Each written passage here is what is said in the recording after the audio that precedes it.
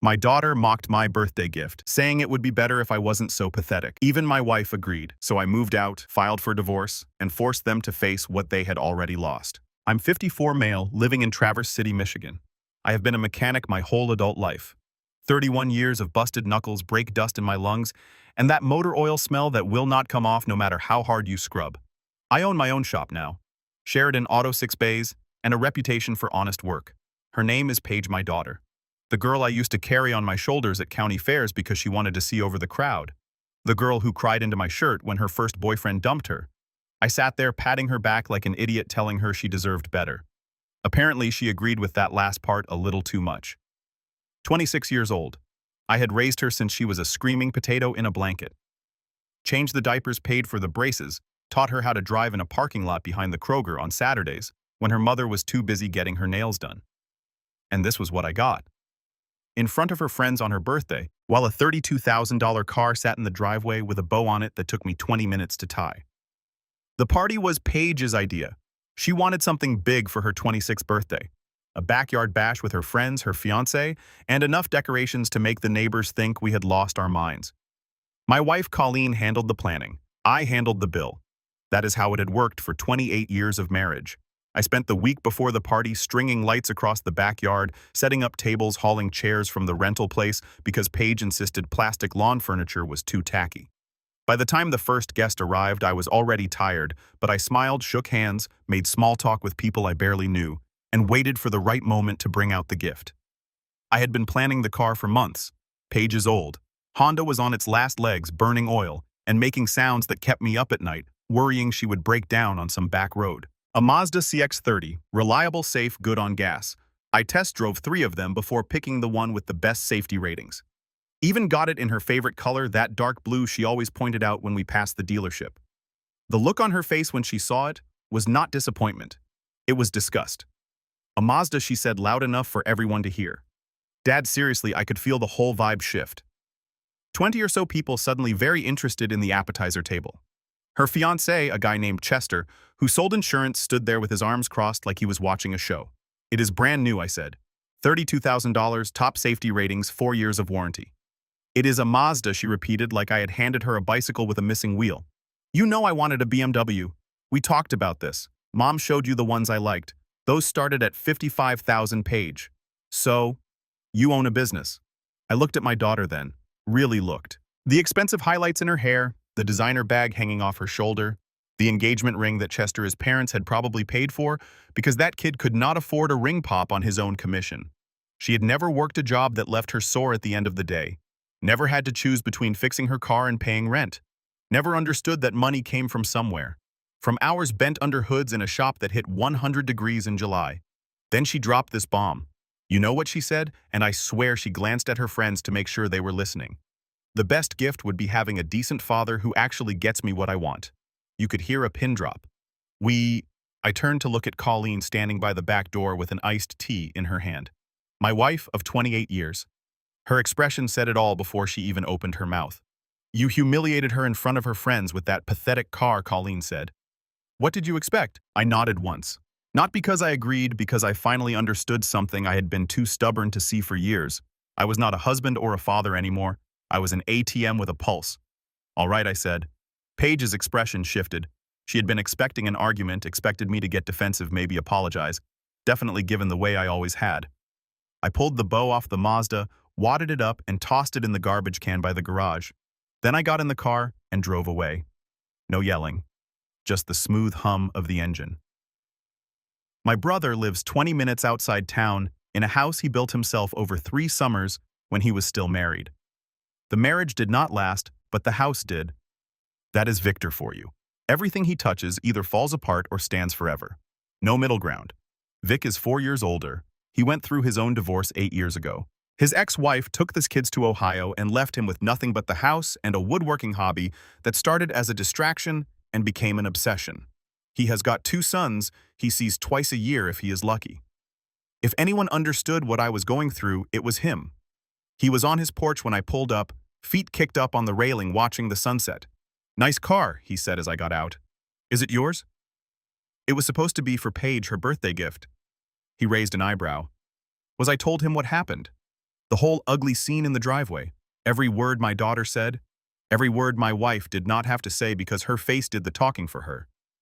Vic listened without interrupting. When I finished, he just nodded slowly like he was thinking it over. "You can stay in the spare room," he said, "long as you need."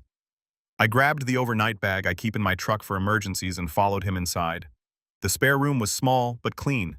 Single bed, bare walls, a window that looked out over the woods behind his property. I sat on the edge of the mattress and stared at my hands for a long time. Grease under the fingernails, scars across the knuckles, the permanent calluses that never went away. These hands had rebuilt transmissions, replaced timing chains, saved customers thousands of dollars by catching problems early. These hands had also built a treehouse for Paige when she was 7, taught her to throw a baseball when she was 9, helped her move into her first apartment when she was 22. Apparently none of that was worth as much as a German logo on a hood. The next morning I drove the Mazda back to the dealership. The salesman who had helped me, a young guy named Dennis, who had spent an hour making sure I got exactly what I wanted, looked confused when I walked in. "Everything okay with the vehicle?" "Mr. Sheridan, vehicle is fine," I said. "Situation has changed. I need to sell it back." He winced. "Dealerships do not do returns on new cars. Everyone knows that. But they do buy vehicles, and Mazda with 47 miles on it was about as close to new inventory as they could get without unwrapping the plastic." Dennis brought in his manager, a guy I had done brake work for a few years back. We talked numbers. They offered me $26,000. I countered at 28. We settled at 27, which meant I ate about $7,000 after taxes and fees on a car that had barely left the lot. Expensive lesson, but cheaper than a lifetime of resentment. I signed the paperwork, watched them process the check, and walked out with a lighter wallet and a clearer head. Vic was waiting for me when I got back, sitting in his workshop with sawdust on his flannel and a half-finished rocking chair between his knees. "Returned it," I said. "Good." He did not look up from his sanding. Now what I had been asking myself the same question all morning. My phone had 25 missed calls, a mix of Colleen and Paige. I had not listened to a single voicemail. Did not need to. I knew how it would go. "You are overreacting. You are being dramatic. You are making this about yourself." "I am going to see a lawyer," I said. Vic stopped sanding, looked up at me for the first time. Divorce. 28 years of marriage, and she called a $32,000 gift pathetic. She did not just side with Paige, she piled on. In front of everyone. He set down his sandpaper and wiped his hands on his jeans. "You are sure about this?" "Not just angry, I am angry," I admitted. "But I am also thinking straight." Vic nodded. "I know a guy, same one I used." He wrote down a name and number on a scrap of wood and handed it to me. Leonard, Traverse City. I called the next day and scheduled a consultation for the end of the week. The receptionist asked if this was a contested or uncontested matter. I told her I honestly did not know yet, but I had a feeling it would not be friendly. The law office was in a strip mall between a nail salon and a sandwich shop. Not exactly impressive. The man himself matched the office. Mid-60s, gray beard, reading glasses perched on his nose. "Tell me about your assets," he said after we had covered the basics. I walked him through it. The house purchased 22 years ago paid off 9 years early because I worked overtime every chance I got. The shop, which I had built from nothing with a small business loan, I had repaid in full 8 years ago. 2 vehicles, retirement accounts, a savings account that I had been quietly building for years without telling Colleen because she treated money like it grew on trees. Leonard took notes, asked questions, made sounds that could have been approval or concern. When I finished, he leaned back in his chair and studied me. "Michigan is an equitable distribution state," he said, "not community property. The court divides assets based on what is fair, not necessarily 50-50. What does that mean for me? It means we can argue that assets you brought into the marriage, assets you built independently, should weigh in your favor. Your business, for instance. Your wife's contribution to that business would be evaluated. She has never set foot in my shop except to complain about the smell." He almost smiled. "Document everything. The more records you have, the better your position." I had been documenting everything for years without even realizing it. Tax returns, business receipts, maintenance logs for every vehicle we had owned. I am a mechanic. Paperwork is half the job. Every repair gets written up. Every part gets a receipt. Every hour gets logged. That weekend, Vic helped me move the rest of my stuff out of the house. Colleen was not home. Paige's car was in the driveway, though. The old Honda I had been worried about. Still burning oil, still making sounds. Vic had borrowed a trailer from a friend and we loaded it with everything that was clearly mine. Tools from the garage, the collection I had been building since my first job at 17, the recliner my father had left me, worn leather and creaky springs, worth nothing to anyone except me, boxes of photographs from before the marriage. We made 3 trips. The first one was the easy stuff, things Colleen would not notice missing. The second was harder, items with shared history that I had to decide whether to fight for. The third was just me. Walking through the house one last time. The garage hit me hardest. I had spent hundreds of hours in that space, teaching Paige to change her oil, rebuilding carburetors on weekend projects, just existing in a place that felt like mine. The workbench was covered with tools I was leaving behind. Too big to move, too built into the house to take without a fight. "You okay?" Vic asked when I came out. "I will be. You are really doing this," Vic said as we strapped down the last load. "Yep." He clapped me on the shoulder. "About time." The divorce papers were filed the following Monday. I had them served at the house while I knew Colleen would be home. The process server called me afterward to confirm delivery, her voice totally flat. She seemed surprised. She said, "I bet she was." Colleen's reaction came 3 days later when she showed up at Vic's house unannounced.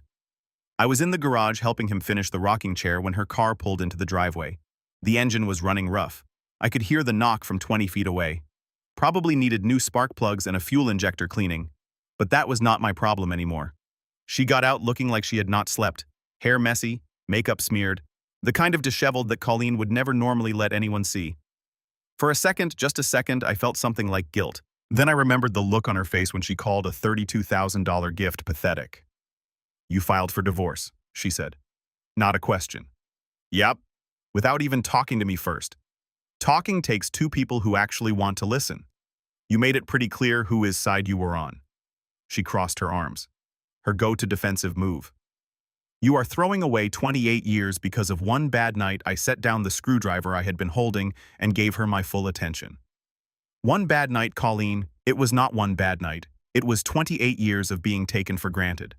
Topped off with you calling my gift pathetic and our daughter wishing she had a different father. In front of everyone. On her birthday. She did not mean it like that. Then how did she mean it? She did not have an answer. Vic had quietly disappeared into the house, giving us space. "I want the house," she finally said. "Paige and Chester are getting married next spring. We need the space for the wedding." I almost laughed, showing up to haggle over real estate when the divorce papers were not even dry yet. That took some nerve. "Leonard Voss is handling all that," I said. "Have your lawyer call him." "Leonard Voss?" Her eyes narrowed. "You are using Victor as divorce lawyer?" "Yep." "Jacob, this is crazy. We can work this out. You are just upset." "I am not upset," I said. "And I meant it. I am done. Big difference." She stared at me for a long moment, looking for something in my face. The old Jacob, maybe. The one who backed down, smoothed things over, wrote checks to make problems disappear. That guy was gone. "You are going to regret this," she said. "We will see about that." She got back in her car and drove away. Engine still knocking. I watched until she turned onto the main road, then went back inside to finish the rocking chair. Vic was in the kitchen making coffee. "How did that go?" "About like you would expect." He handed me a mug. "You know she's going to fight dirty counting on it." I took a sip. "Let her. I have got 31 years of records and a lawyer." The next few weeks were a blur of paperwork and preparation. Leonard Voss was worth every penny. He pulled records I did not even know existed, tracked down documentation of every major purchase, every contribution to the household. Every time I had bailed Colleen out of a credit card hole she dug herself into. The picture that came together was not pretty. Over the years, I had paid off more than $60,000 in credit card debt that Colleen had racked up. Department stores, online shopping, lunches and dinners that added up to hundreds a month. She had been living beyond our means for years, and I had been too focused on keeping the peace to call her out. Meanwhile, my business had been growing. Sheridan Auto went from 3 bays to 6, from 2 employees to 5. The shop was worth close to $400,000 now, built entirely on my reputation and my work. Colleen had never contributed a single hour. Leonard laid it all out in a spreadsheet that made my eyes water. Assets, liabilities, contributions, withdrawals. When I saw the numbers side by side, I felt sick. Not because of what I had lost, but because of how long I had let it go on. "This is strong," Leonard said, tapping the spreadsheet. Very strong. Your wife as counsel will probably push for mediation before trial. Let them push, I said. I am not taking less than what is fair. The shop became where I lived, basically. I threw myself into work, taking every job that came through the door, staying late to catch up on paperwork, arriving early to prep the bays. My guys noticed the change but did not say anything. There is something about engine work that clears your head when you do not want to think about your personal life. The focus it takes to track down a problem, trace a fault, fix something that was broken. Every car I got running again felt like a win when everything else was chaos. One week I had a customer bring in an old Mustang that 3 other mechanics had given up on. Intermittent stalling, no clear cause, the kind of problem that makes you want to push the car into a lake. I spent 2 days on it. Traced the issue to a hairline crack in a vacuum line that only opened up when the engine hit a certain temperature. The customer nearly cried when I handed him the keys. That felt good. Vic stopped by every Tuesday with lunch. It became our thing. He would show up around noon with sandwiches from the deli down the street, and we would eat in my office while he told me about his latest woodworking project, and I filled him in on the divorce. Colleen, his lawyer, is pushing hard on the house. I told him one Tuesday. Says she has a right to it as the family home. What is Leonard say that we can counter? The mortgage was paid off with my income. Her name is on the deed, but she never put a dime toward the payments. Vic nodded. You still have records of all that. Every check, every bank statement, every payment confirmation going back 22 years. He grinned. That is my brother. Paige reached out a month into the proceedings. Not a call, not a visit, a text message, 4 words. This is your fault. My fault I had worked 60-hour weeks to give her everything she wanted. Paid for her college when she dropped out after 2 years. Paid for her apartment when she could not make rent. Paid for her car, her insurance, her dental work. The math did not add up, but entitlement never does. I did not respond to the text. The mediation happened in late October. Conference room in a downtown office building. All glass and chrome. Colleen showed up with her lawyer. A sharp-dressed woman named Elaine, who looked like she charged $500 an hour just to make eye contact. Leonard and I sat across from them. The mediator, a retired judge named Franklin, sat at the head of the table like he was running a very boring game show. Colleen wanted the house, half my retirement, and alimony. Her lawyer pitched it as fair compensation for 28 years of being a homemaker and supportive spouse. I kept my face blank while Leonard laid out our side. The spreadsheets came out, the bank records, the documentation of every major purchase, every debt I had paid off, every contribution I had made to the household. Elaine's face changed as she looked through the documents. She had clearly expected a different story than what the numbers showed. You could practically watch her rethinking her whole approach. My client built his business from nothing, Leonard said calmly. He paid off the family home with income from that business. He covered over $60,000 in credit card debt run up by Mrs. Sheridan over the years. The idea that he should now hand over half of everything to someone who contributed nothing financially is frankly insulting. Colleen's face went red. I raised our daughter while he worked. Paige is 26 years old, Leonard replied. She has not needed raising in almost a decade. What have you contributed since then? The mediator called for a break. We stepped out into the hallway and Leonard pulled me aside. They are going to come back with something more reasonable, he said. Elaine knows her case just took a hit. What do you think they will offer? Probably the house in exchange for dropping the alimony. Maybe a smaller cut of retirement. I thought about it. The house where I had lived for 22 years. Let them have the house, I said. I do not want it anymore.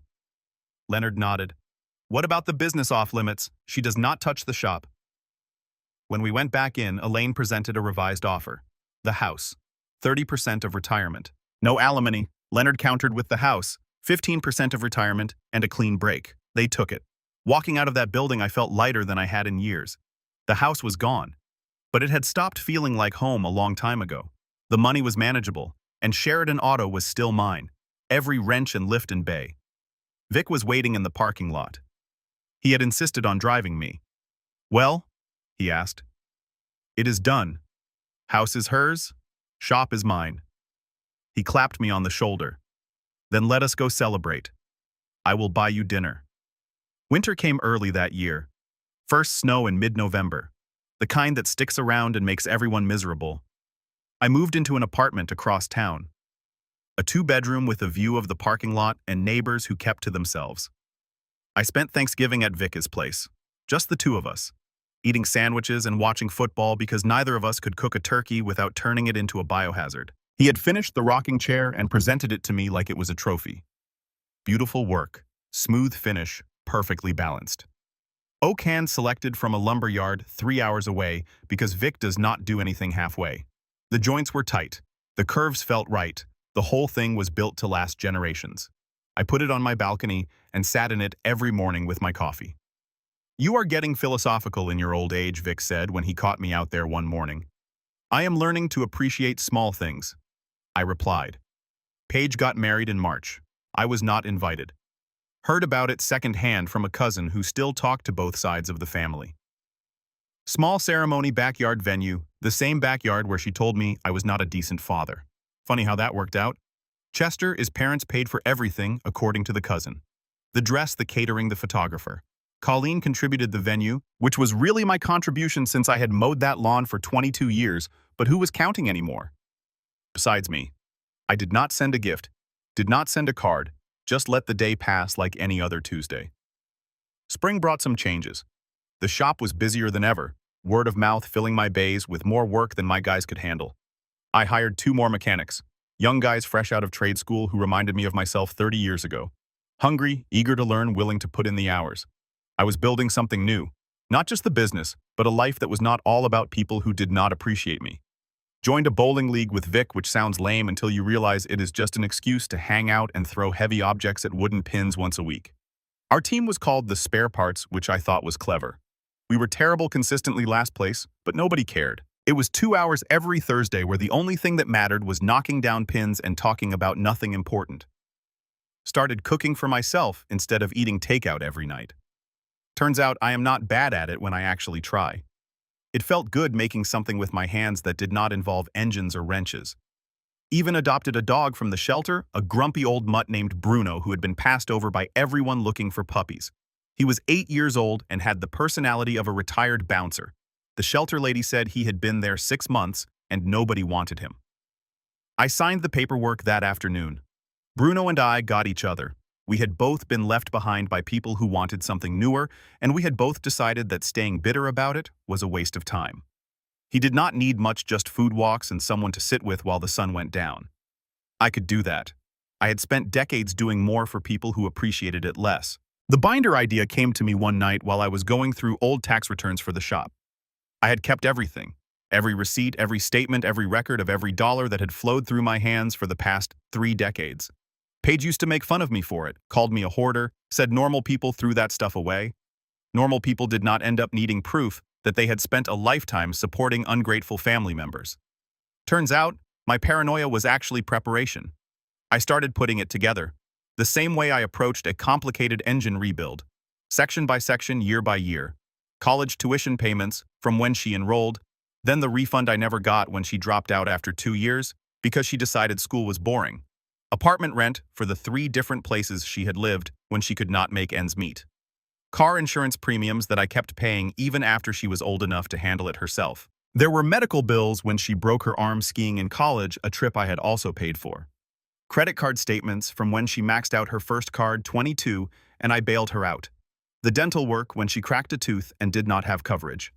Emergency car repairs when she ignored warning lights until something actually broke. The numbers added up to just over $140,000. That is what I had put into Paige beyond the basics of food, shelter, and clothing. $140,000, not counting inflation, not counting the interest I had lost by emptying my savings over and over instead of letting it grow. I put it all in a black binder with tabs and labels, set up like a case file, just facts. On the cover I wrote 3 words, what I gave. Vic saw it during one of his Tuesday visits, picked it up, flipped through it, let out a low whistle. "What are you going to do with this?" he asked. "Not sure yet. Maybe nothing. Maybe everything. That is a lot of money. That is a lot of years." He set the binder down and looked at me with an expression I could not read. "You know this will not change how they see things. I know, but it might change how everyone else sees things." He was quiet for a minute. Then he nodded. "If you are going to do something, do it right. Send them to the people who matter. Let the facts speak for themselves. The opportunity showed up 6 months later like it had been waiting for the right time. Paige and Chester bought a house, heard about it from the same cousin who kept me in the loop on family stuff. Nice place in a subdivision on the north side of town, 3 bedrooms, 2-car garage. The thing about buying a house is that you need good credit and a solid income. Chester's insurance job was not exactly bringing in big money, and Paige was working part-time at a boutique, making barely above minimum wage. So how did they afford the down payment? The numbers did not add up, and I am good with numbers. The cousin filled in the gaps. Colleen had taken out a home equity loan on the house I had given her. Used the money to help Paige and Chester with their down payment. $40,000 borrowed against equity I had built with 30 years of engine work and overtime hours. The same house I had paid off early. The same house I had walked away from to keep the peace. Now bankrolling another generation of entitlement. I should not have been surprised, but hearing it out loud, hearing that my work had been turned into a gift for the daughter who had publicly wished for a different father, something in me just went quiet. Vic noticed the shift when he came by that Tuesday. "You have got that look," he said, setting down his sandwich. "What look?" "The one you get right before you do something either really smart or really stupid." He studied me for a second, then nodded. "Whatever you are planning, just make sure you can live with it after. That is the only rule. I could live with it." That was the thing. I had spent 28 years biting my tongue and living with choices I did not make. This one would be mine. I made copies of everything in the binder, 27 pages of documentation plus a cover letter explaining what each section showed. Then I sent it to the only 2 addresses that mattered. Colleen's sister, who had always seemed to get my side of things, and Chester's parents, who apparently thought they had raised a self-sufficient son marrying a self-sufficient woman. I did not include a return address. Did not include a note asking for sympathy or understanding, just the facts laid out clearly, and let people make their own calls. From there, it spread the way things spread in small towns. Someone tells someone who tells someone else, and within a week, half the county knows your business. Things started falling apart within a week. Chester's parents called Paige wanting answers. Why had they heard that Jacob paid for her college, her apartment, her car? Why had they thought Paige was financially independent when the numbers said otherwise? They had helped pay for their son's house only to find out their daughter-in-law came with a lot more baggage than advertised. The conversations were not fun. Chester's mother, from what I heard, used the word deceived more than once. His father asked some pointed questions about what other surprises were coming. Colleen's sister called Colleen. That did not go well either, according to the cousin. Lots of yelling, lots of accusations, years of family drama finally blowing up. Colleen had apparently been telling her side of the family that I was the crazy one, that I had bailed on my family over nothing. The binder told a different story. Her sister started asking questions Colleen did not want to answer. Chester also started asking questions Paige did not want to answer. The cousin said there was tension fights, long silences stretching through whole evenings. The newlywed honeymoon was done, replaced by what happens when you realize your partner came with more history than you signed up for. Chester's parents had apparently pushed for couples counseling. Paige had apparently told them to stay out of it. That went about as well as you would think. I heard all of this secondhand through the family grapevine. I did not reach out, did not gloat, did not do anything that could look like rubbing it in. Here's the thing about facts. They do not need you to defend them. You put them out there and let people do the math. Colleen could spin whatever story she wanted, but she could not argue with bank statements. Paige could say she was independent all day long, but the receipts said something else. Colleen tried reaching out once. I let it go to voicemail. The message was short. "I hope you are happy with what you have done." I was genuinely. The confrontation happened on a Sunday evening in late fall. I was out on my balcony with Bruno when a car pulled into my apartment complex. Paige's car. The same Honda I had worried about for years. Somehow still running. She got out slow, like she was not sure she wanted to be there. Took her time walking to my building, then up the stairs. The knock on my door was hesitant. I opened it and looked at my daughter for the first time in over a year. She looked beat older than 27. The kind of tired you get when you figure out the world is not going to give you what you want. "Can I come in?" she asked. "Balcony is fine." We sat out there, her in the spare chair, me in the rocker Vic had made. Bruno sniffed her, once decided she was not worth his time, and headed back to his bed by the sliding door. "Chester's parents will not even talk to us," she said. "They are furious. They think I lied about everything." "Did you?" She dodged the question. "They did not need to know all that old stuff. The past is what built your present. You think that down payment came from nothing? That house your mother mortgaged, I paid for it with my hands. Every dollar she gave you started with me. You did not have to tell everyone. No, I agreed. I did not. But you did not have to call me a pathetic father in front of your friends either. Actions have consequences. That is something you should have figured out a long time ago. She stared at me, and for a second I saw the kid who had crashed her bike and come running to me with bloody knees. The girl who trusted me to make everything okay. I am sorry, she said. I know it does not fix anything, but I am sorry. Sorry it happened, or sorry you got caught. The question just hung there. She did not have a quick answer which told me everything. I want to fix this, she finally said. I want my dad back. I rocked slowly. You know what is funny? I said. I never left. You pushed me out. You and your mother standing in that driveway making it clear that nothing I did would ever be enough. I gave you 26 years of my life, and you threw it back at me because I bought the wrong brand of car. I was stupid. I was spoiled. I get that now. Do you? Because there is a difference between knowing something and actually understanding it. You can know you hurt someone without getting why it mattered. She wiped at her eyes. What do you want me to do? Just tell me, and I will do it. I looked right at her. See, that is the whole problem. You want me to hand you a script, tell you how to act so everything goes back to how it was. But how it was, that was you taking and me giving until I had nothing left. Then what? You want to fix this? Earn it.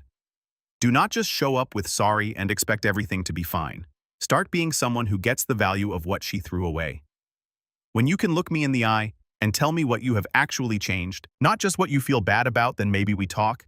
And if I do, then maybe we have a conversation. But I am not making promises, and I am not sitting around waiting while you decide if I am worth the effort. Now I am putting myself first. If that is too hard for you, there is the door. She sat there for a while working through it. I could see her wanting to argue, wanting to push back, but she held her tongue. Maybe she had finally learned that attitude was not going to win this one. I will try, she said quietly. Trying is a start. She left a few minutes later, head down. No hug, no big promises, none of the dramatic makeup scene I half expected. Just walked to her car and drove off. The engine still sounded rough. Probably would until she learned to take care of things herself. Bruno wandered back out and dropped at my feet. I scratched behind his ears and watched the last of the daylight fade. I did not know if Paige would actually follow through. Did not know if she had it in her to change the way real fixing things required, but that was on her now, not me.